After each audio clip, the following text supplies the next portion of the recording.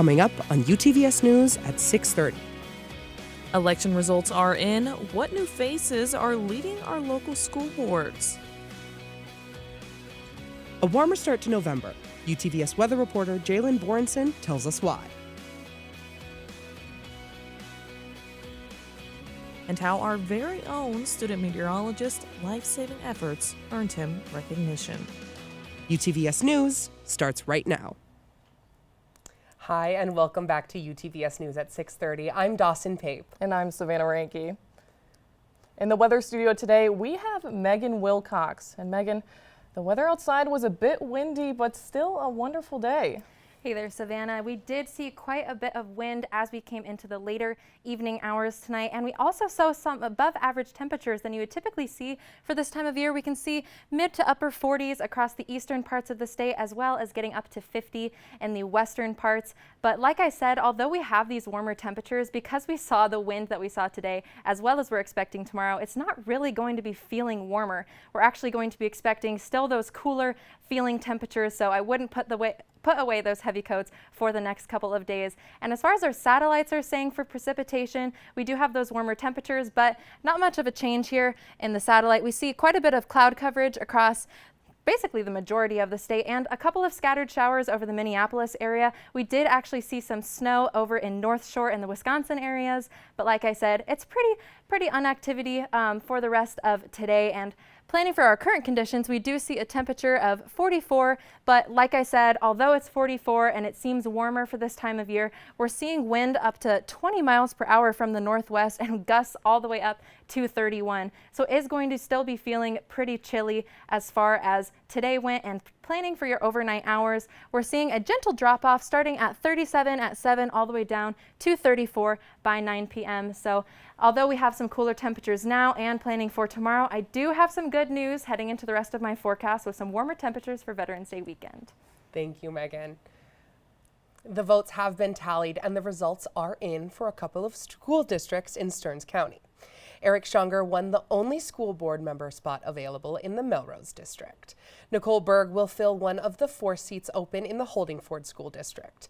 Evelyn Martini, Rob Nettle, and Lori Opatz were all re-elected. All of their terms will begin in January. We want to take a moment to recognize a member of the UTVS weather team tonight.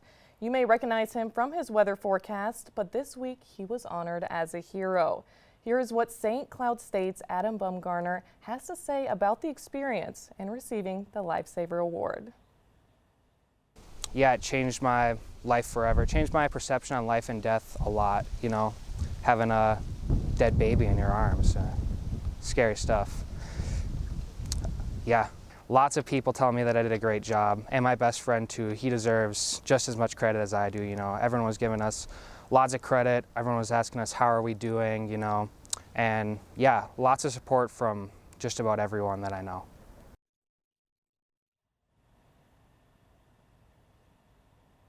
Wright County Sheriff Sean Derringer also honored 6 other local citizens for their efforts.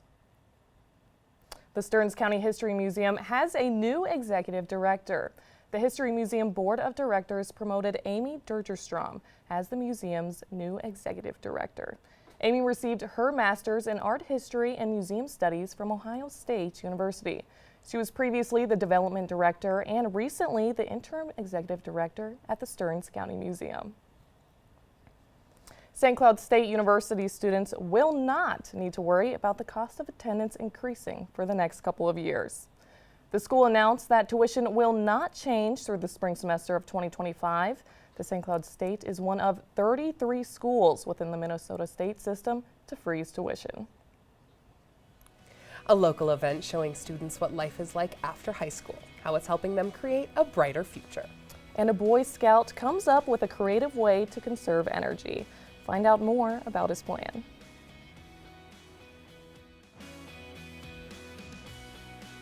Have you ever heard of a solar-powered picnic table? Take a look at these pictures from the city of Elk River. Local Boy Scout Bryson Jones worked alongside the Energy City Commission in the planning and selection to install the first solar-powered picnic table in Orono Park. As temperatures drop and the seasons begin to change, daylight shortens, and with that comes the holiday season. For families in Foley, Minnesota, their holiday lights are up for the annual Outdoor Display Award. 3 households will receive a cash prize, and everyone with their lights on from December 1st to the 10th are automatically entered. For more information, call the Foley City Hall. Want to name your county's snowplow? The Minnesota Department of Transportation's annual competition, Name a Snowplow Contest, starts today and goes through the 15th. And there's a few rules to keep in mind. You can only submit one name with no offensive or political influence, and it has to be under 30 characters. 8 names will be chosen, 1 for each district in Minnesota. The winning name for Wright County's district last year was Better Call Salt. The public will vote on the finalists and will be announced in February. A road closure starting today could cause some delays in St. Cloud. 8th Avenue Southeast is shutting down from 13th Street Southeast to 14th Street Southeast.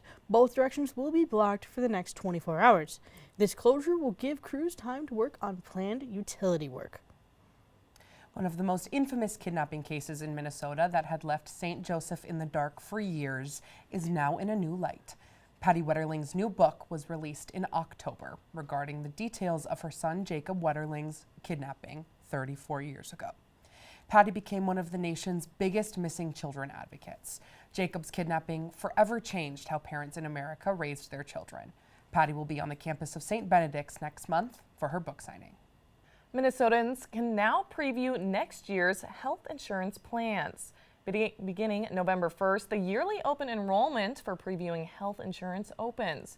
You can get an immediate estimate with just 3 pieces of information: where you live, who lives with you, and total household income. Using MNsure's online tools, you can review plans and more. For further help, look up at the website on your screen. Can camels be raised in Minnesota? Somali community members in Stearns County are discussing the possibility of introducing camels as a resource for halal food markets. Camel milk production is rare in North America, but not impossible. St. Cloud Muslim community leaders visited a camel farm in Nebraska recently and are working with the University of Minnesota to see if this could be a possibility. Well, the Northern Lights made an appearance Monday night and early yesterday morning. Across multiple northern states, the bright and colorful lights were spotted in Minnesota's own Boundary Waters. The Northern Lights are one of the best places in the world to witness this natural phenomenon. The unpolluted and clear skies, primarily reached by canoe, make this a good spot to watch for this rare occurrence. And now take a look. This is a video from Chicmac Museum and Nature Center in the Boundary Waters. How great is that? And thank you so much for joining us tonight on UTVS News at 6:30. We'll leave you with a live look of the Mississippi River. And we'll see you tomorrow.